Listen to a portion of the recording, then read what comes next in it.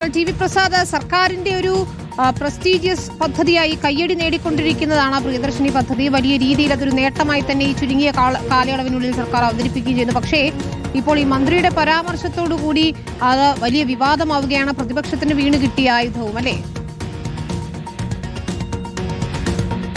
ഉറപ്പായും വിനീത, തുടക്കത്തിൽ തന്നെ കലമുടച്ചു എന്നൊക്കെ പറയുമ്പോഴേ ആയിപ്പോയി CP ജോണിന്റെ ഈ അപമാനിക്കൽ എന്നുള്ളതാണ്. ഇത് സ്ത്രീകളെ അപമാനിച്ചത് തന്നെയാണ്. കാരണം കേരളത്തിലെ പൊതുഗതാഗത സംവിധാനം, കേരളത്തിലെ സർക്കാർ ആശുപത്രികൾ, അവിടേക്ക് ദാരിദ്ര്യമുള്ള സ്ത്രീകൾ വരാൻ പാടില്ല എന്ന നിലയിലായിരുന്നു ആ പെരുമാറ്റം എന്നുള്ളതാണ്. മാത്രവുമല്ല, KSRTC ബസ്സുകളിലേക്ക്, പ്രത്യേകിച്ച് സൗജന്യ ബസ്സുകളിലേക്ക് കയറുന്ന സ്ത്രീകൾ അവരെല്ലാവരും അതിദരിദ്രരെന്ന് അഭിനയിച്ചുകൊണ്ടാണ് ഇതൊക്കെ ചെയ്യുന്നത് എന്ന് അർത്ഥം വരുന്ന രീതിയിലാണ് ഗതാഗത മന്ത്രി പറയുന്നത് എന്നുള്ളതാണ്.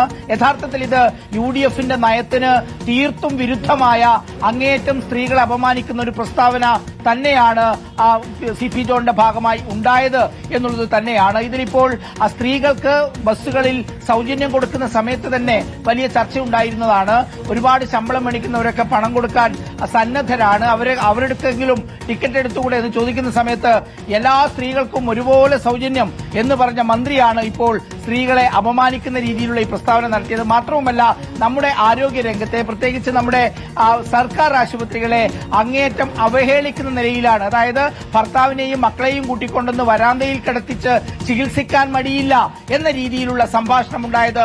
അത് നമ്മുടെ ആരോഗ്യ രംഗത്തെ ഇകഴ്ത്തിക്കാട്ടുന്നത് കൂടിയാണ്. ചുരുക്കത്തിൽ സ്വകാര്യ ബസ് ഉടമകളുടെ പരിപാടിയിൽ പോയി നമ്മുടെ പൊതുഗതാഗതത്തെ അപമാനിക്കാൻ വേണ്ടിയെടുത്ത ഒരു ശ്രമം ആകെ പാളിപ്പോയി എന്നുള്ളത് തന്നെയാണ് ചുരുക്കി മനസ്സിലാക്കുമ്പോൾ മനസ്സിലാകുന്നത്. വിനീത, ശരി, ടി വി പ്രസാദ് വിശദാംശങ്ങൾ നൽകുകയായിരുന്നു.